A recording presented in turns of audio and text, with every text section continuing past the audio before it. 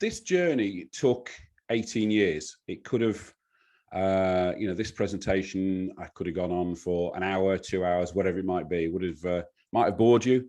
But what I've done is I've tried to stick to what I consider the 7 major points on that business journey. I haven't used graphs and numbers and sort of boring stuff like that. I've just tried to use images to keep it interesting for you guys.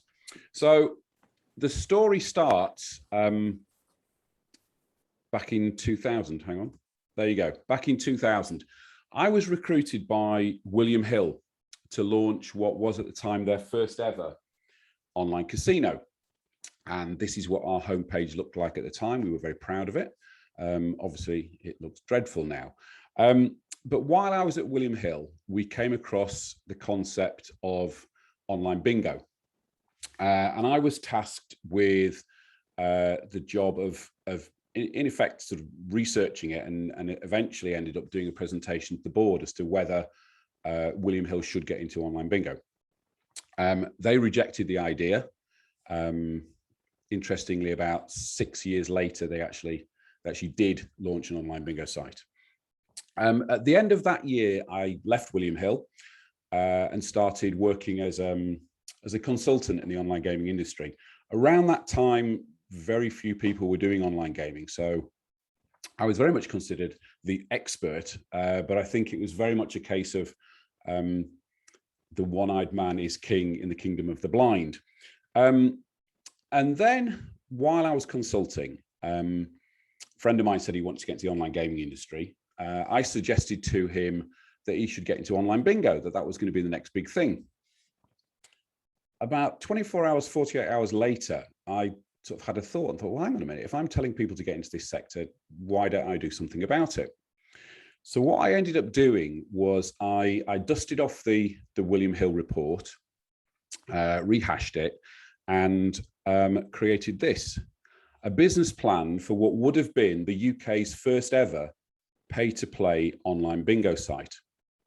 And I took this business plan out to the angel investment market, or the angel investment market as it was at the time, to try and get funding for this.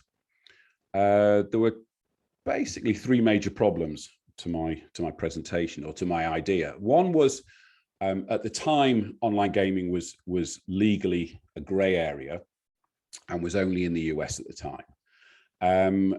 The second point I think a lot of people raised was, if this is going to be so fantastic, why aren't Mecca and Gala doing it?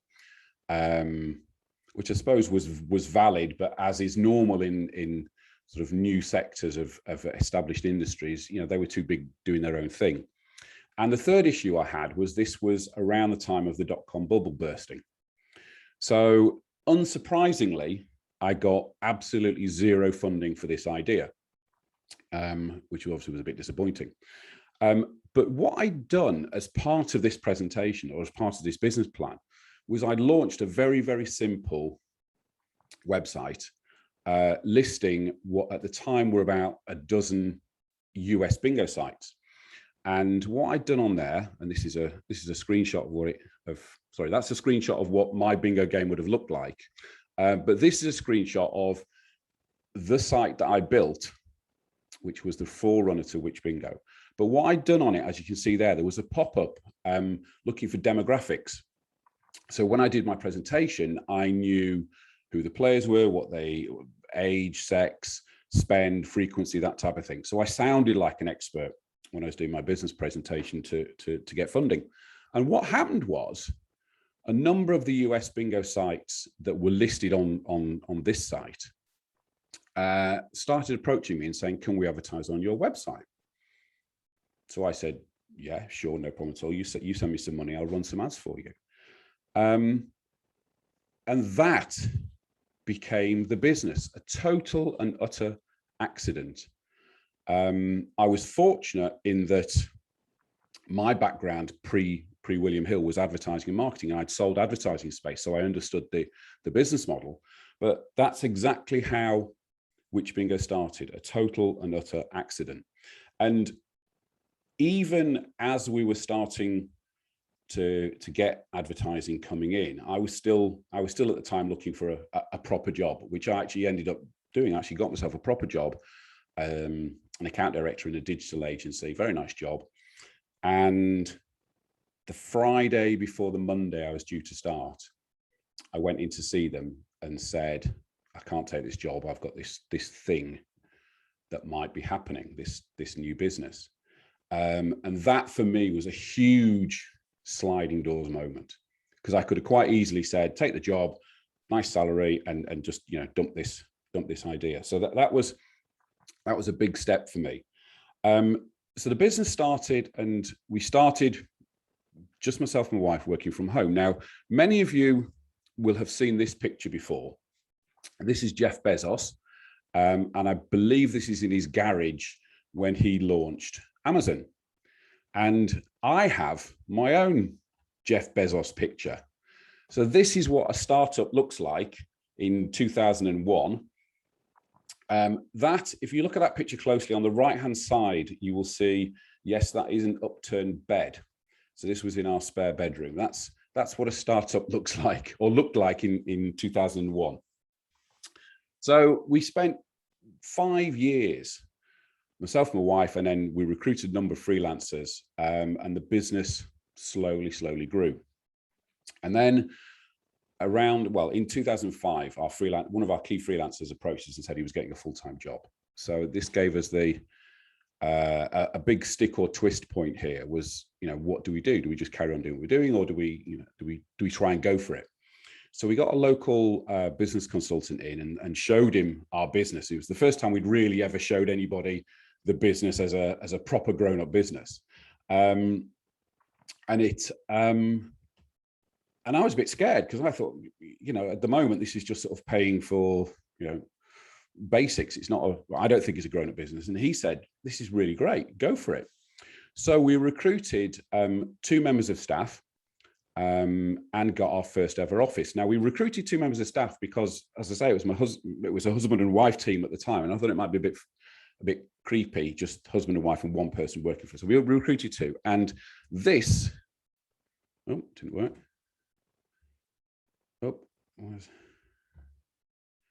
My screen seems to have crashed. There you go. The middle office there, just behind where the flowers are, the 2 windows above there, that was our first ever office. And at the time we were over a bakery.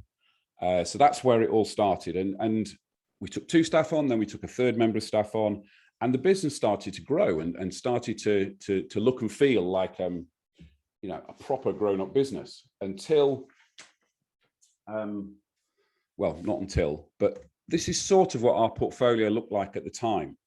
So whichbingo.com, the black box there, that was our major revenue generator. That was our US website. We built whichbingo.co.uk because the UK market was about to start. We'd launched freebingo.co.uk, which, as the name suggests, was a free play bingo site. And then the other 3 sites at the bottom, onlinebingo.net, Top Bingo Sites, and Bingo VIP Club, were similar sites to what we had to our core website. And our thinking at the time was, the more sites we had, the more review sites and comparison sites that we had, the more chance we would have of, in effect, being everywhere across the top of the search engines. So it was very much a broad-based strategy of trying to cover as many different bases. So whichever search terms people might use, or wherever the listings might throw up, we'd have a multiple chance of being there at the top. And then disaster occurred. I know there's a couple of people on the call who are from the sector. Friday, the 13th of October, 2006, the American market collapsed. This law, the Unlawful Internet Gaming Enforcement Act, basically just turned off the US market. And at the time, that was 80% of our revenue. And it happened on a Friday night. And myself and my wife spent the whole of the weekend, in effect, deciding which member of staff to sack, because we couldn't afford it. And in the end, what we did was actually, we took the choice that actually getting rid of a member of staff, or 2 members of staff, was one of our considerations. Actually would save such a little amount of money that it probably wasn't worth it. So we just thought, okay, we'll stick with where we are and we'll go for it. And fortunately, what happened, the whole of the gaming industry decamped to the UK. And as you saw on the screen before, we already had a UK bingo site ready and waiting. So actually, the market fell into our hands. So overnight, 80% of the business disappeared. In the next 18 months, it all then built back up. Now, as a side business to what we were doing, we had a number of what we call bingo skins. So these are, in effect, white label bingo sites. So as well as advertisers like Foxy Bingo and Mecca Bingo and Gala and people like that, we actually had our own websites as well. There's 7 of them there. I think at one time we ended up with about 10 of these. And these were offered to us by software suppliers who basically said, look, you've got the traffic, we can generate revenue doing it this way. So the business was growing on a number of different levels. We had a number of portals. We had the free bingo game. We had these skins. We also had a Spanish version of the website because everyone said Spain was going to be the next big thing. Then around 2008, somebody approached us with an interest in purchasing the company. We took them on board. We had a chat with them, and what actually happened was they decided they weren't going to do it in the end, and also, and this was a strategic thing for us going forward. They also said even if they'd purchase us, they weren't interested in these skins. So that point, and this is around 2008, that point actually made us step back and think, okay, what are we going to do as a strategy? How are we going to go forward? And we got an external consultant on board. So this was the second consultant we'd had on board. And he introduced us to this concept. Now it says the hedgehog concept, but it's actually better known as a BHAG, a big, hairy, audacious goal. And it comes from this book, Good to Great by Jim Collins. And anybody who's read it will probably agree with me that it's a fantastic book. Anybody that hasn't read it, I would strongly recommend that you read it. The core concept behind it is what makes the difference between a good company and a great company. And he uses this term, the BHAG. So this consultant sat down, talked to our team, talked to myself and Jane, and sort of brought it back to us as to what the concept was. And the core that he brought back to us was this concept of the BHAG. And this was our BHAG. And this appeared, or we printed it on a big A1 sheet, laminated it and put it on our meeting room wall. And, if you want a big, hairy, audacious goal, and you want something that says you want to be the world's #1 supplier of online bingo players, that's quite big, hairy and audacious, bearing in mind this is 5 people in a small office over a sandwich shop in North Leeds. And the BHAG always has 3 components to it. And one is how you achieve success, how you maximize your profit, and how you deliver it. And that was ours. And it's one of the things that I always suggest to people that you should have, because what it does is it keeps you on the straight and narrow in terms of what you're doing. Does what we are planning on doing contribute to the BHAG? And if it's there in front of you all the time, it's a very simple yes, it does, no, it doesn't. And then again, that took us to the next stage forward. So we recruited extra staff. I started to let go and delegate stuff. And then the next disaster happened, which was these 2 cuddly creatures. Those of you who work in anything digital or anything SEO, this was 2012, if I remember rightly, Google Panda and Google Penguin.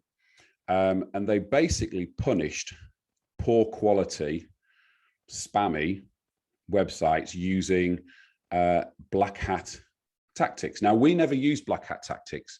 We always tried to keep on the right side of what Google says we should or shouldn't be doing. But this really, really hit particularly the gaming industry, the gambling industry, and we got damaged by it as well. And actually what it ended up with us doing, it knocked our main site, which bingo, backwards quite a lot. One of our solutions to it was to purchase another bingo site from another operator because they hadn't been as badly hit. So our portfolio of companies got wider and wider and wider. And then this is 2013/14. The business was actually doing well.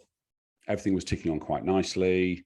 I compare it to spinning plates, and the plates were all spinning very, very nicely. And actually, and those of you who run your own business will understand this. You know, most of the excitement of running your own business is the building and the idea and you know, proving it's going to be right. And once it's running itself, it can get a bit boring. And that's not meant to sound arrogant in any shape or form, but I got to the point where I felt I was a bit bored. So we decided, which was a very big step for us, we decided to put the business up for sale. So we approached a corporate finance company. They put basically a sales pack together, and we took the business out to the market. And we ended up with an offer. We had an offer on the table. It wasn't enormous, but it was market value. And I remember it came in on the Friday before a bank holiday. And we spent the weekend discussing it. And on the Tuesday morning, because it was a bank holiday Monday, on the Tuesday morning, we went back to the broker and said, we aren't selling. We've changed our mind. Now, the broker wasn't particularly happy about that at all. But we'd always had, we'd always had a plan B. And the plan B was to get somebody else in to run the business. Which allowed me to step back, and it actually managed to do two things. Obviously, it takes away the boredom because somebody else is doing it, but we keep the asset, and the asset keeps running.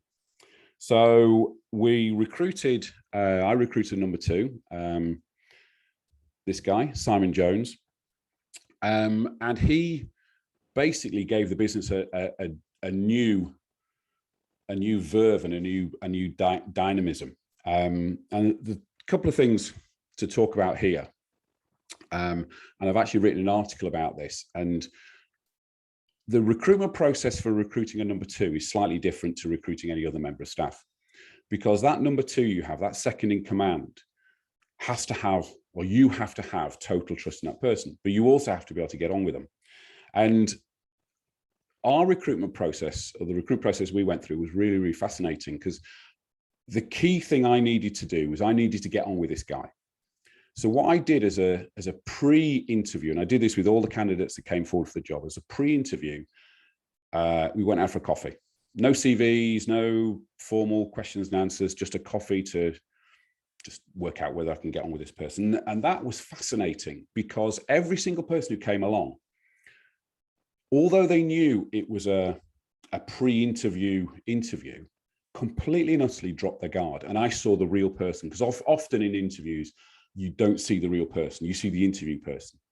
And then the second interview, or the first interview after the pre-interview, was a normal interview, went through the CV. And the third interview we had was very much the second interview was can you do the job? The third interview was how would you do the job? And we gave them two tasks and said, you know, in this scenario, in this scenario, what would you do, and what would you do in your first 90 days? So those three steps. So the first step was finding out about the person. The second step was what I'd call a usual interview, and the third step was how will you do the job?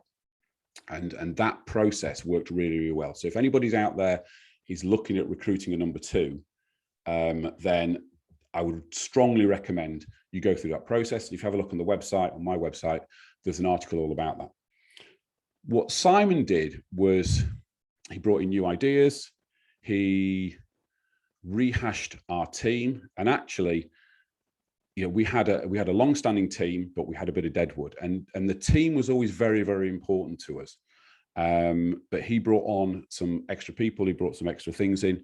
From a team point of view, there's various pictures of our team doing various stuff.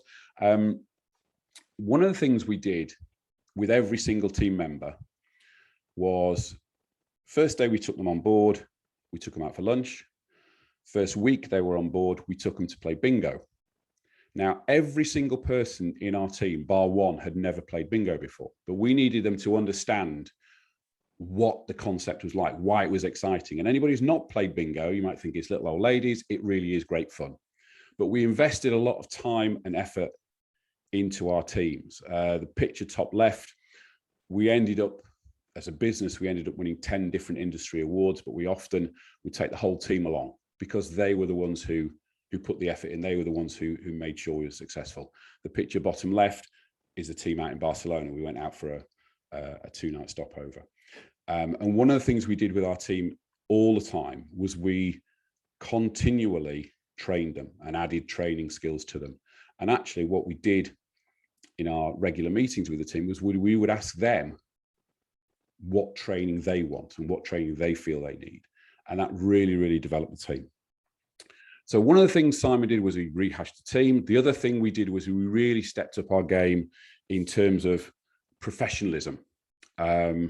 And that, again, took us to the next level. It made us a lot more business-like and a lot more the number one in the industry. So on the left, you'll see there we've got the online bingo annual report. We did an annual industry report, which, as you can imagine, really cemented our place as a number one in the industry. The picture in the middle is a screenshot from our TV ad.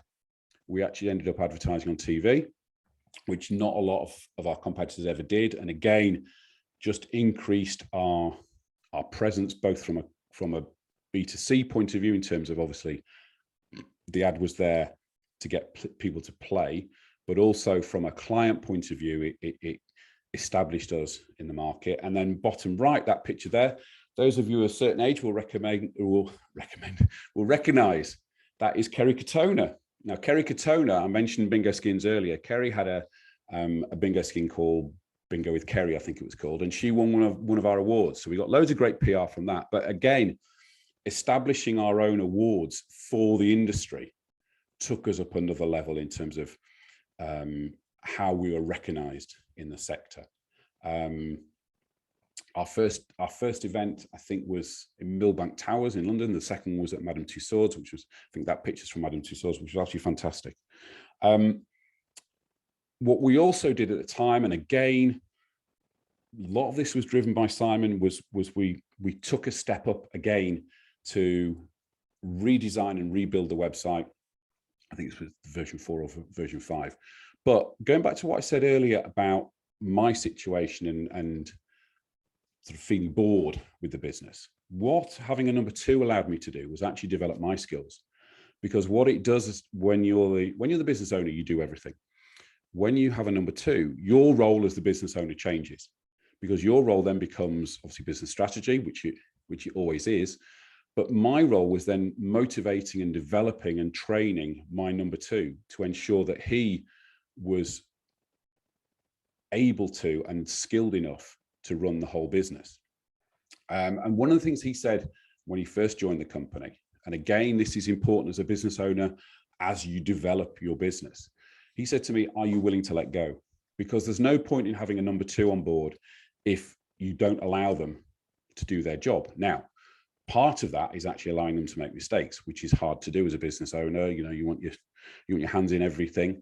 But again, it added a new skill set to me, and it added new skill sets to him, and developed my role as the business owner. And then, we'll come on to it later, actually having a number 2 in place and you not being the be all and end all of the business makes your business more sellable. And then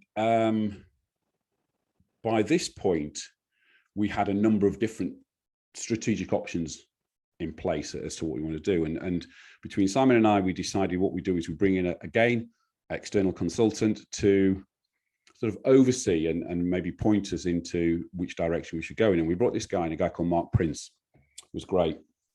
What he did was a very, very thorough 360 on the whole business. So he sat down with all of the team individually, asked them what they thought was good, what they thought was bad, which bits they enjoyed, which bits they didn't enjoy.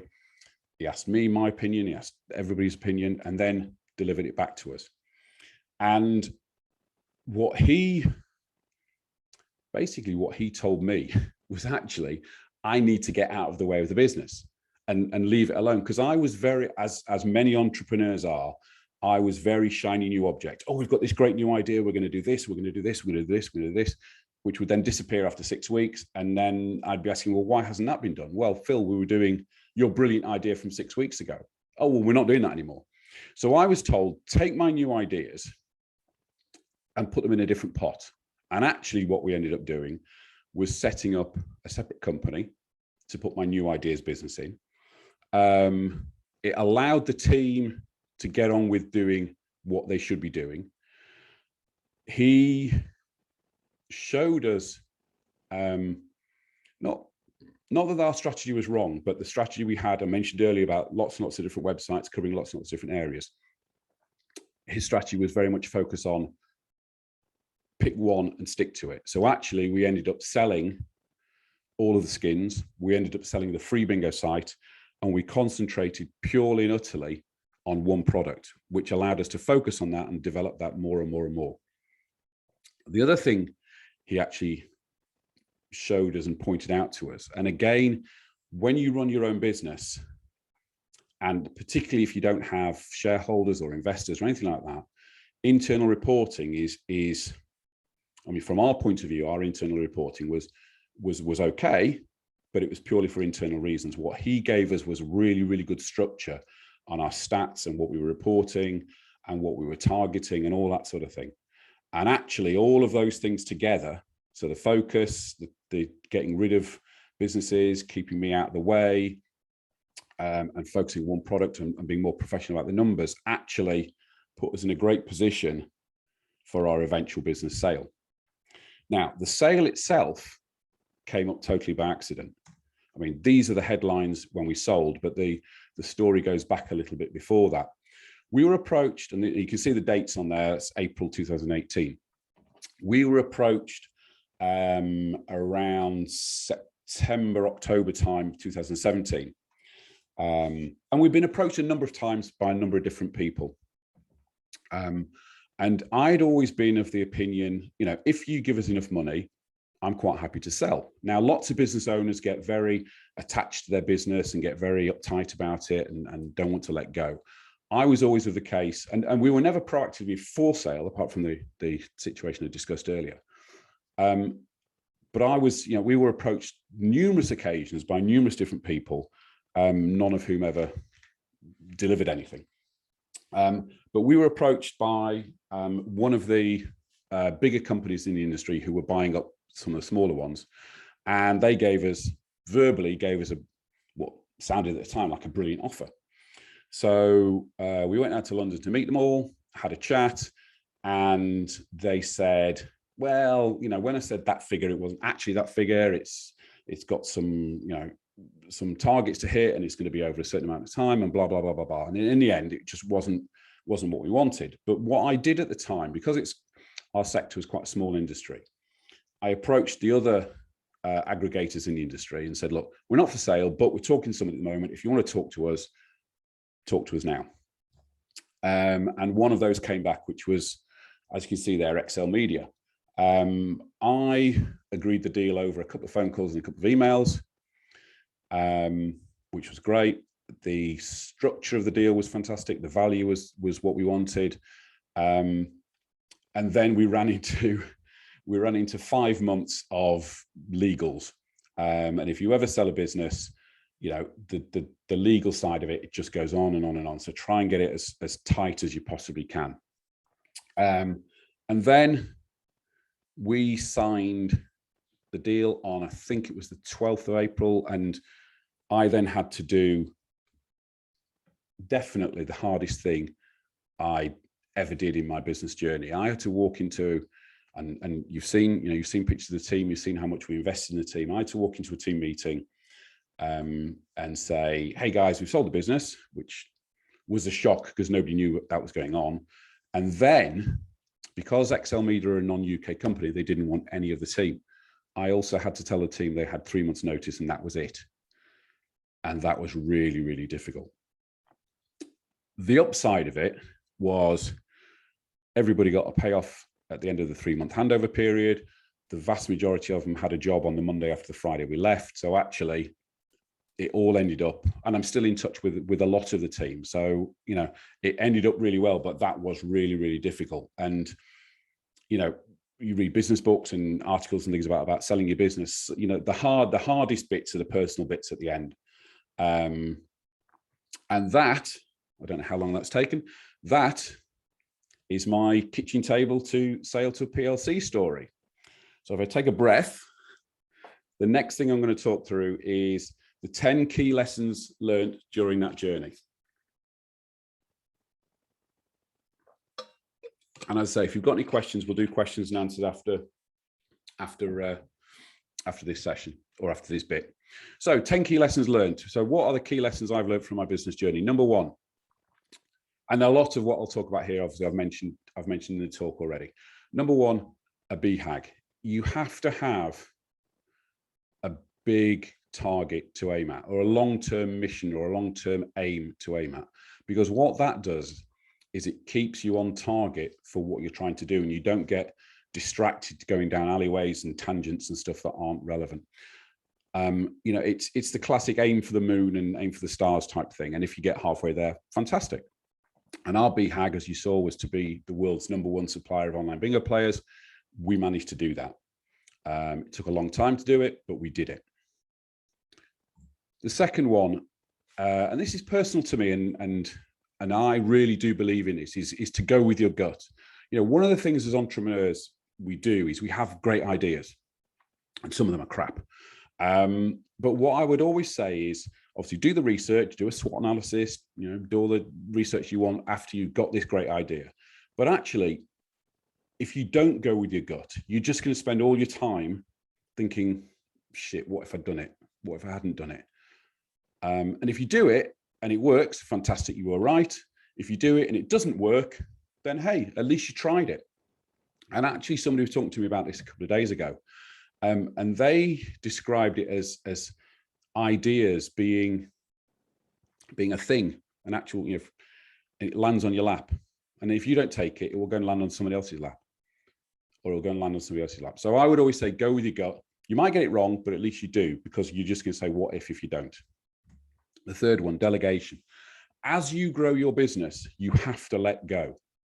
And unless you start letting go and delegating properly, your business will not grow, or you'll be limited in your growth.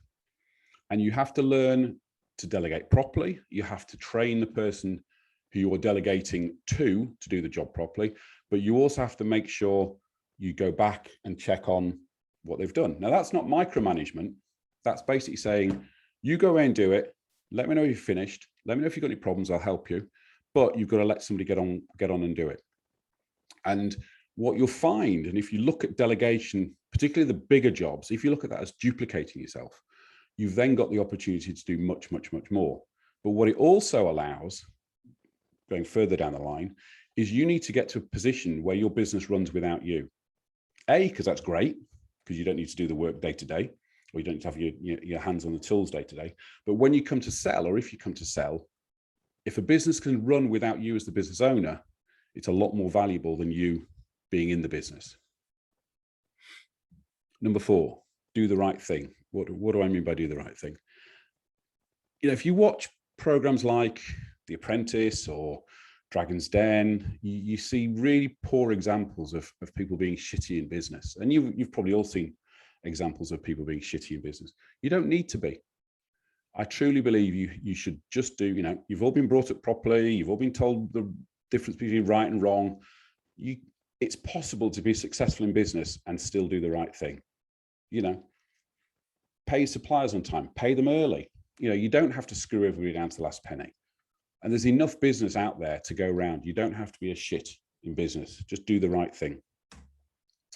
Learn from the best. So we stole lots of ideas from lots and lots of different places.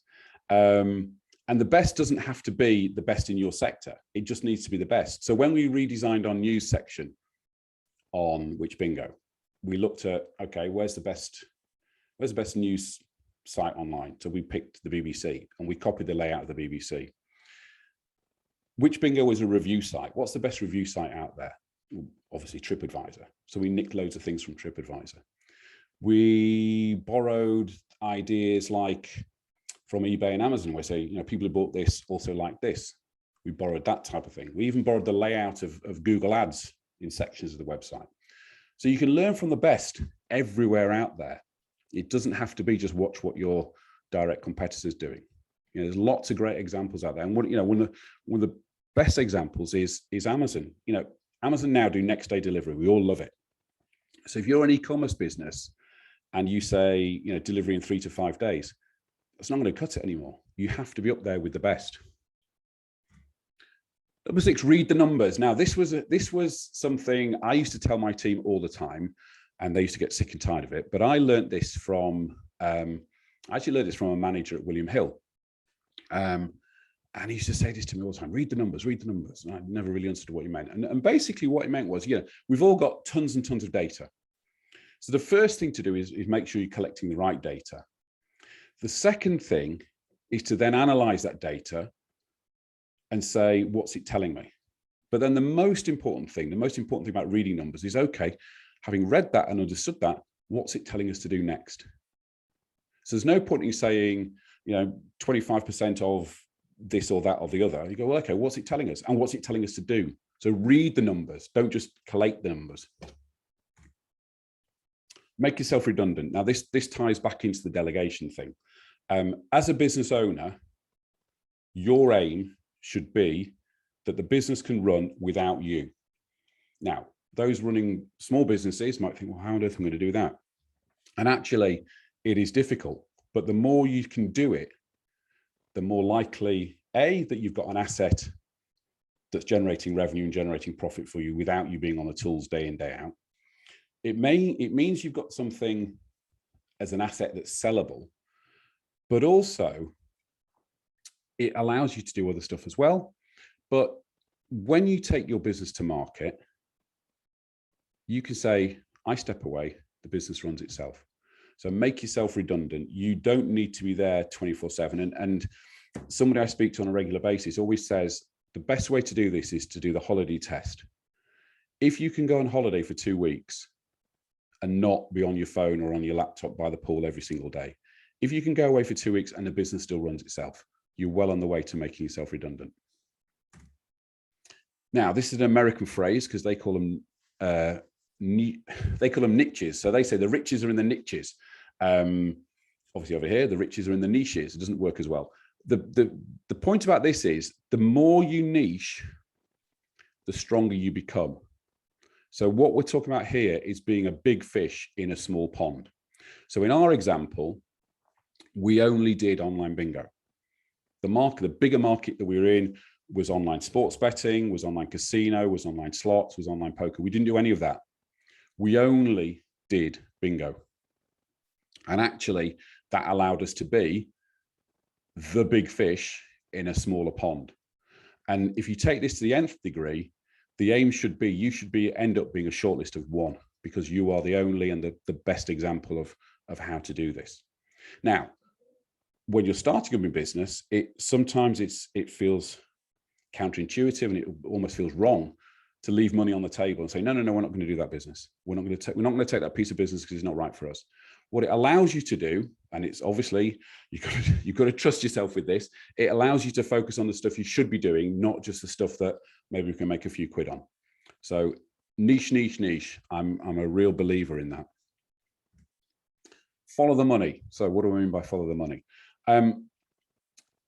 We ended up with an enormous range of clients. Some of them we were on paper what looked like a very good deal. So it was a good percentage or whatever it might be. But actually at the end of the month, we'd get a bigger check or a bigger payment from maybe a small company or a company that we haven't dealt with for a while, but the money's coming in. So actually keep an eye on where the money's actually coming, or where, not necessarily the money, but the profit. Where's the profit coming from? And you'll often find it's either a certain sector of your industry or a certain sector of your client base or a certain client or a certain product. So you might actually, and again, if you do this to some degree of analysis, you'll probably end up seeing the 80-20 rule. So 80% of your business or 80% of your revenue will come from 20% of your clients or sectors or products or whatever it might be. And that's where you should focus your time, not on maybe chasing new business, new sectors, new products. Follow where the money is and keep focusing on that, and that will get bigger and bigger and bigger. And then finally, always keep learning. As a business owner, you can't know everything. I've always been very keen on reading business books, watching webinars, listening to podcasts, or just talking to other business owners and people in the business industry. Things change all the time, people change all the time, but always keep learning. You can't sit back and know everything now, because new things are coming on board all the time. So they are my 10 key lessons learned. Just to touch on what I'm doing now. So I now offer my services as a business sounding board. What is a business sounding board? As it says there, someone who allows a business owner the freedom, time and space to regularly talk openly about their challenges and opportunities with quality questioning, active listening, and facilitates the discussion and exploration of options in full in total confidentiality. It doesn't need to be lonely at the top. I've had, as you can see, that was an 18-year business journey. It's a horrible cliche, been there, done that, got the t-shirt. But as a business owner, you often need, and you'll have noticed through that business story, there were 3 or 4 key points where external people coming in and discussing options and discussing challenges and questioning us that really, really made a difference.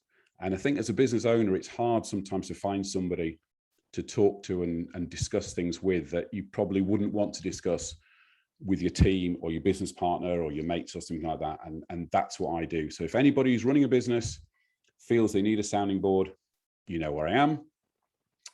So we now have, I think it's about, I'm not sure how long, as long as you want really, for Q&A. Now, if I unmute everybody, let me just see if I can do this. Hang on.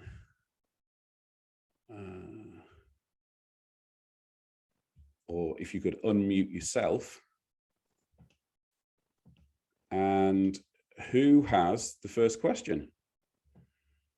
I'm sorry, I'm trying to unmute you all here.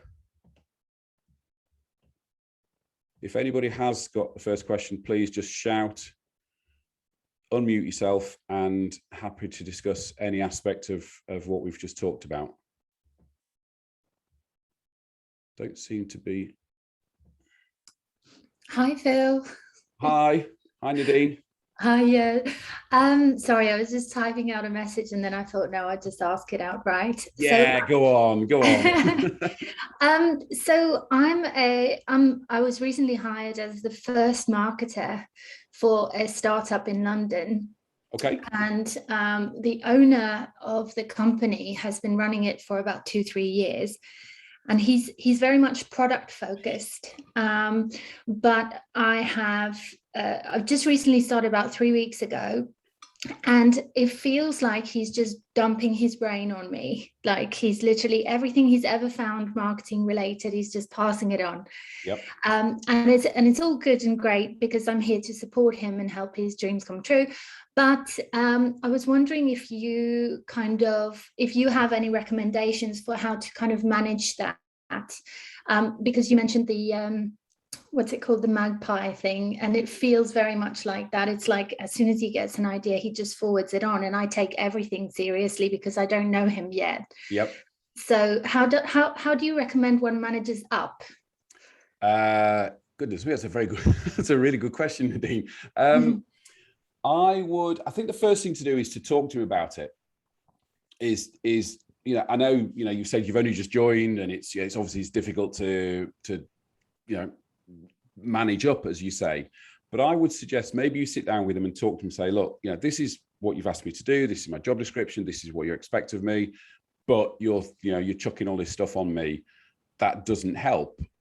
And then what I would do is then proactively say, right, this is the plan I want to put together. This is what I'm proposing doing. And, that can be a top level, doesn't have to be, down to minutiae. Mm-hmm. And then, so you can then say to him, this is what I'm going to be doing for the next 90 days, 3 months, whatever you want to do. And yeah, I'll take on board what you're saying, but this is where this is what you've hired me to do. And it goes back to the delegation.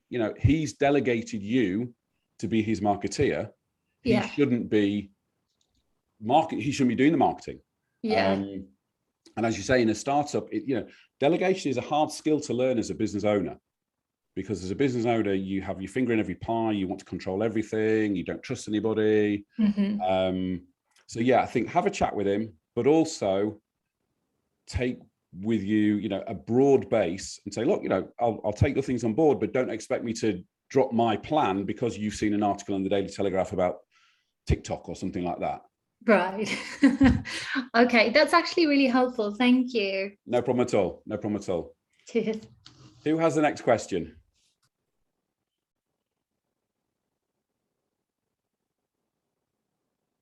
Come on, guys. It must be at least one question out there from somebody. Hi, Phil. Hi, Chris. Hi, I've got a question. So we're currently at the husband and wife stage. So Okay. it's very, very early on in the business. Yeah. My question for you is, how did you know, or what was it that made you take the leap to take on those first 2 employees? How did you know the timing was right? Well, the stage before that was freelancers. And just as a general thing across the whole piece that I've just talked about, every time we took somebody on, the business went up a step. And that's down to volume and capacity and skill and all that sort of thing. And I think it was just the initial taking the freelancers was sort of partly skill set driven and partly demand driven. So it was like, we need to, I built the first website. I'm not in no shape or form a web designer. So when it got to the point where, look, we've got to professionalize this, I need to get a freelancer in. So that was a skill and demand driven thing. The taking on the full-time staff was, as I said, was driven by a freelancer quitting and somebody saying, this consultant saying, take on staff. Now, something he told me, which has stuck with me, and it sounds very cold, but it's not meant to be. If you take on a member of staff, you are, for the first 2 years, you're only liable for a month's salary, because you can sack them, or you can agree to let them go. It's not meant to sound as cold as that. But so if you say, oh, I'm going to take somebody on at 24 grand a year, you think, well, shit, 24 grand, how are we going to afford that? But actually, your liability, your exposure is only £2,000, because after a month you can say, look, it's not working out, sorry, you've got to go. And it depends obviously what you put in contracts, but usually your first 2 years is a month's notice. And that's both ways. So actually, if you think about it that way, it does at the time feel like a massive step and really scary, and you're now responsible for somebody else's rent and their food on the table and their kids and their clothes and all that sort of thing. It feels really scary. But actually, in the cold light of day, pounds, shillings and pence, you're only liable for a month's notice. So it just takes the fear out of that. But I would think it's usually skill or process, or something needing to be done driven, would be my point. Does that answer the question, please, Phil? Yeah, sure, fire away. Well, first of all, thanks for this. I really appreciate it when you get a true story from somebody who's done the journey, rather than, as you say, books, etc. So that's first of all appreciated. Thanks for your time on that. You mentioned 2 things that fascinated me there. One, which I've written down, I love "Don't be a shit" in business, which I share. But also, you spoke. I think very openly about the anxiety you had about communicating this to staff. 2 questions really. One, do you wish you'd engaged with your staff before it was done? The first one, would that have made it easier? And secondly, how have you dealt with that emotional roller coaster of a sale after the event? Okay, so I'll take the first one first. Every piece of advice you ever read about a business sale is don't tell the team, because until the money lands in the bank, it might not happen. So if you take a worst case scenario, and let's say it's we've agreed the price, the company's doing due diligence, and I say to the team, look, really sorry about this, but, you know, well, not even sorry, but it's, you know, this is what's happening. At the end of the month, we're being sold, right? And the team all run for the hills and go and find new jobs and stuff like that. And then the next day, the people who are buying you go, do you know what? We've done our due diligence. Actually, we're not going to do it. And you just, you know, you're up shit creek.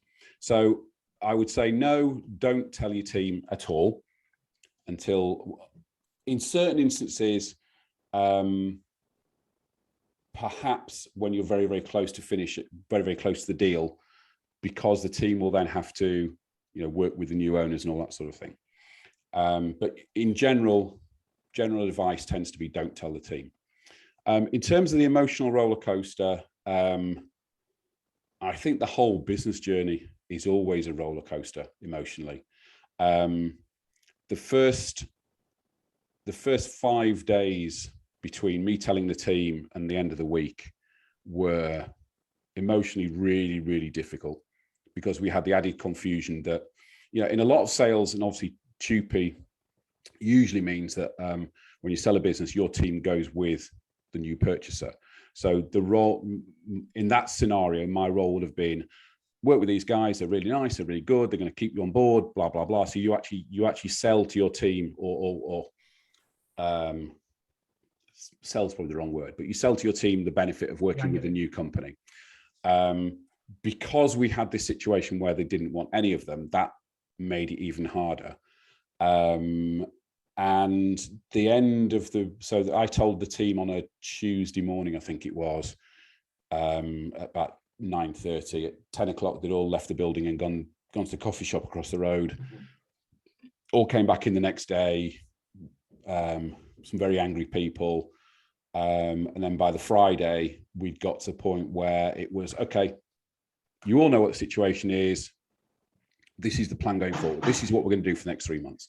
And it was fine. And I think the investment in the team in the previous 18 years paid off in that last 3 months, because I had the goodwill. Appreciate that. Thanks. No problem. No problem. Who has the next question? Hiya. Hi, Phil. I haven't managed to catch all your presentation. Apologies. It's been one of those mornings. No problem. I had a question around getting going and being scared about the competition, I guess. Yeah. Do you think some markets now, and I'm thinking particularly about the affiliate space myself, do you think some markets now are so dominated by big players? You know, I'm thinking about the likes of Martin Lewis's website or Amazon, etc. People that perhaps won't entertain even affiliates. Do you think some markets are now so dominated by big players that there aren't the opportunities that you had, where I guess you saw a niche that wasn't dominated, perhaps?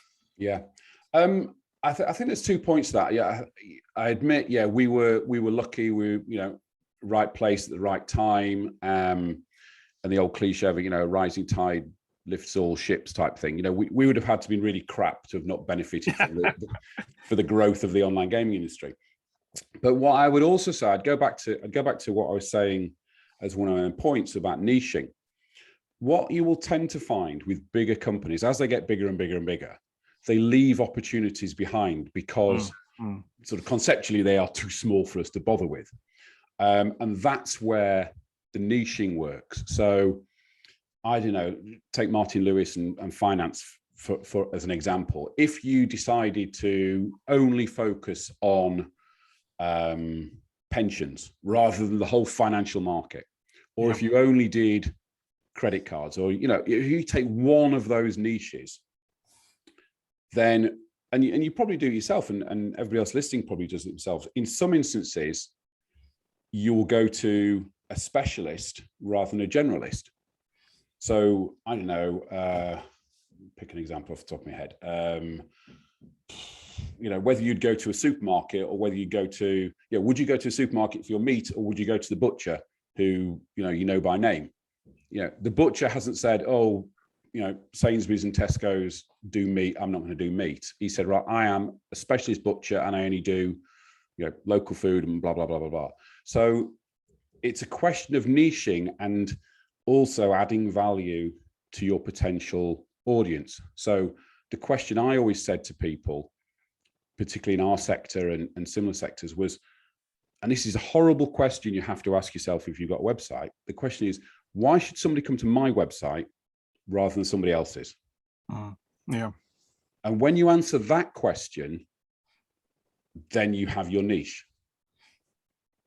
But it's a horrible question because your human nature naturally tells you how wonderful Sainsbury's are and Tesco's are and Lidl and everybody else, rather than running your own butcher shop. And you actually got to turn it upside down and go, right, okay, this is our USP. So why should I buy my meat from my local butcher rather than Sainsbury's? Yeah, good advice. Thank you. No problem. Okay, who has the next question?